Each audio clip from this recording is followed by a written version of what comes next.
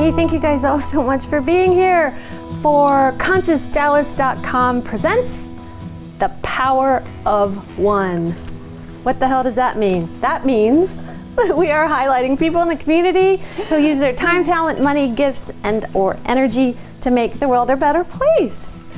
And this evening, I am so thrilled to have my new friend and artist, Ms. Nancy Lamb. Hi. Thank you so much for being here and for driving over in that horrible rain from Fort Worth. It was not that bad. And you weren't even the latest one, which is really cool because you were the furthest. Well, I don't know. There were some people coming from work. Yeah, I appreciate you. Thank you for having me. This is wonderful. Thank you so much. The inaugural pilot. I know. It was funny when I first met you, or when you first came across my radar, and I reached out and we were talking about doing this, and you were a little bit hesitant, kind of like, who the hell is this person? And what the hell is she even talking about? I don't think I thought that. A little bit. No, you didn't use those words. That's just how I received it. And you're charming, you're adorable, you have a lovely, mellifluous voice. It's wonderful. You're so sweet. So I let you off the hook. You have a great energy. Thank you. Yeah. So do you. Thank so you does very everybody much. in this room, yes. which is so cool. Everybody here. When I was planning this, I thought, wow, the people on the other side are going to be freaking out. Like, they're going to be like, what is happening here? I'm so happy. No, the people who aren't here. Oh, the people who aren't here. The people who aren't in this room but are just near this vortex. They're going to be watching. They're going to be watching all of this. Yeah. So I tried to let you off the hook. Like, that's okay, I get it, you know. We're doing them again. Trying to say that you didn't have to come to this one. You were like, no, I want to be at the first one. Yes. And here you are, and I really appreciate you being here. Thank you. Thank you for having me. You're welcome. In our first conversation that we had, we talked about one thing that really intrigues me about artists. I'm not very artistic. I do write, and I know that that is an art, but I have never done any kind of ceramics or any kind of creating anything with a brush or any kind of drawing. And I'm just in awe of people who can do that, how they have it in their head and then it comes out. And I asked you when you first knew that you had an artistic ability. Mm-hmm. Do you mind telling us that? Oh, I told you the story about coming from a large family, and my family is very, very talented and very musical, and I felt like no one was paying attention to me. So I just naturally was gravitating towards all of that, and I realized it got me some attention in the family. You know, somebody paid attention to me, and no, I shouldn't say that. I mean, I'm the youngest girl in the family. Sure. I'm the baby girl in the family. It's easy to get lost. Yeah. Well, no, I was spoiled rotten, and but it came to me easily, and it was a lot of fun, and I just kept doing it. And you told me that, and I think this is fascinating, because I think all children want is to be loved. Definitely. And you said that attention felt like love. It did. Mm-hmm. It still does. Beautiful. Do you mean even when your patrons are paying attention to you and your art, yes, it just feels like love? Mm-hmm. Oh. Don't you think that's true? I would think so. Is that what's... I think that's when you fall in love with someone is mirroring what you've got going on. 100%. And so, of course, that's true. That's why I love talking to you and all of you people too. We call it talking Portuguese. When you can talk that way about energy and connection and how we light each other up and build each other up, and you know what you're talking about. When everybody else finds out about it and catches up with us, right? It won't be Portuguese. I know. No, we'll just all be speaking Portuguese, which is really funny because a friend of mine's here from Portugal, and I don't think I've ever told her that we say that, but anyway, we do. Yeah. We all want to go to Portugal. Well, I know. That's what we want. ConsciousDallas.com field trip number 2. I'm feeling it. Yeah. Okay. Why not, right? I'll go to that. Yeah. So you started really young, like 5 I did. 5 years old? About 6. About 6. And then you painted all through elementary school? Pretty much. Did you take courses in junior high school?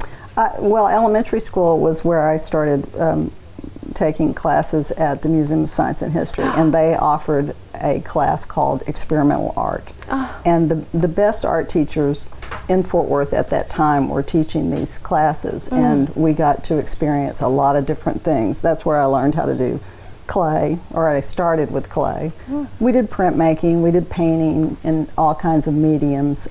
We did drawing. We had to learn how to draw. You had to take life drawing classes, which is what you do in college. But I just sort of started early in a young way. Well, it's not the right way to say it. This is why we have to support those kinds of programs. Yes, it's very important. And the sad thing about the Museum of Science and History is that they don't feature that anymore. They took art out of the program, which is what a lot of the public schools have done also. I know, it's so tragic. It's a real tragedy. Do you know of any organization in Fort Worth that is doing that well? Or in Dallas, teaching young people? Well, there's a facility called Van Grow, which takes on children. Like Van Gogh, but it's Grow instead. Cool. And then the Museum of the Modern Museum, they have classes during the summer that I know of. And but other than that, I think TCU offers alternative courses, but I don't know of any other than that because I haven't done that in such a long time. I haven't taught in about 10 years. So. Sure, but it's an important point, though, that if... Very important. You know, we're all called in so many different directions, and if art calls to you and feels like something that's important to you, to support those little guys in their efforts is so important. So you continued your art through high school? Yes. Yes. Do you remember when you sold your first piece? Yes. Tell me. I was 12 years old. And my one of the art teachers bought it, and I remember she paid me $25 for it, and I thought, man, I am loaded. And do you remember what you did with the $25? I don't. I don't. Okay. But I probably gave it to my mother for everything that she ever did for me. But I wanted to say about art and music. Both of those things have been proven that they're correlated with math and science, and why people don't listen to that, I don't understand. I really don't. You know, if it were up to me, and it's not, and I get that, but if it were up to me, we'd get rid of math and science and keep the arts. Well, but I don't know. Everything is math, pretty much. Sure, everything is math. That's what connects us all. Then did you go on and study art in college? I went to TCU. I took night courses when I was in high school, and I went for about 2.5 years, and then when I started going regularly during the day, it wasn't as much fun. So I just really wanted to produce a lot, and I wanted to create what I was doing, and I thought, I think I'm ready. I think I'm good. And I remember saying to myself, I can make a living at this. I love that you thought that. How old were you when you first thought that? 17, 18. 17 or 18. But I had been selling things since I was 12. Right. So. Was that just, so the 12-year-old one, was that just like total affirmation? Do you remember thinking like, wow? Well, it kind of was. I mean, I remember saying that to myself, and I thought, well, maybe I can. And so I did. I just tried it. Of course, I did have to move back in with my family a couple of times. But yeah. Yay, family. Yeah, they're pretty great. My mom and dad were artists. Huge supporters. I'm so glad to hear that. I am too. And look at you They now. were terrific. So did you really start making a living? I mean, except for the few times you had to go home. When you were like 17 or 18? Yeah, but I think the thing that I did that was different from a lot of people was that I would take on any job just so long as it was creative and that I could do something with my hands. And I did have a lot of friends later on down the road who would ask me to try and get them a job, and they would refuse things, and it was like, you're kidding me, and I had worked really hard to get them a job, and so I thought that's how I was different from a regular artist who is doing a certain thing. You have to be inventive, and you have to be pliable. You have to be adaptable. Flexible, sure. You have to, and you can set some rules and some limits and everything, but you still have to get out there and do something. Did you feel like, I had a screenwriter, I was just in a room with a bunch of people listening to a screenwriter, and she was saying it's the hardest thing in the world to break into that business and make a living at it. And she said the only reason you should do it is because you can't not. Well, Did if you you feel think like- it's going to be hard, it's Sure. going to be hard. You know, let's go to that. Let's Uh-huh. talk about that a little bit. Okay. I don't know anything about your background or how you grew up and what your spiritual religious background was, but when did you realize that we're all in this together and we're all connected? And Oh, that was yesterday. no, it wasn't, because we talked before that and you already had it. That we're all in this together? Oh, Yeah. I'm probably about, geez, we're all in this together. And oneness, and that you're Probably about 7 years ago. responsible for your energy, really? Well, my husband died about 6.5 years ago, Okay. and I really changed my thinking about everything. Really? And I was raised in the Church of Christ, Okay. and Not the only one in this room. yes, Yeah. I know that. And but anyway, I really wanted to know where he went and what happened and all of that. And it's really taken me down a different road than my religion brought me up knowing about. And so I feel like that's probably when I realized that, yeah, we are. And it has a lot to do with science. You got to have some science in there. Quantum physics. Yes, thank you. And yeah, I mean, So you started your journey after he passed, and you just found things, and as you were finding well, things, it was felt always true. going on, but I really wasn't that aware of it. But when someone really close to you dies, I mean, you either have to, just die yourself, or you figure out how you're going to live the rest of your life. So that's sort of where I am right now. It's beautiful that you found that path from losing someone, and I found it from getting pregnant when I first had something growing inside me and realized this can't be an accident. That started my journey to try to figure out what the hell's going on. I'm not saying I have it figured out, but I do know that we're all connected and that everything that we do impacts everybody else. And I love when we were having that conversation, you do interject just like you did tonight. Anytime somebody tries to get off base of that realization, you're right in there reminding people what you just said about the way we magnetize each other and being mirrors to each other. A lot of people don't get that concept. Well, I think you meet people, the people that are in your life are there for a reason, and 100%. yeah. 100%. So, And the that's it. serendipity that, people call it serendipity, but when you're tapped into that field and that flow and that energy and whatever it is, I think I've had conversations with every person in this room about, I don't know what's happening, but the magic that's happening. Do you mind telling me about the thing that you and your art director shared that just happened? I think that's a great story. Well, yeah, at the break I was telling her that Ariel, my good friend, and she's also a painter, and she's now the gallery director. Or what's the name of the gallery? Manager. It's Art Space 111 in Thank Fort you. Worth. Okay. It's on the east side of Fort Worth. It's easy to find. Cute little And space. It's nice space, yeah. Yep. Anyway, we've only known one another probably, 3 or 4 years, and she ended up being my neighbor. So, I mean, right there to me, I mean, that's... And she that's just got significant. engaged. She just got Where? engaged at the Gage Hotel. Where's in that? Marathon, Texas. And- And I brought you a cup tonight that has a painting. Whoa! I'm sorry. You wanted me to be authentic. I so wanted you to be authentic.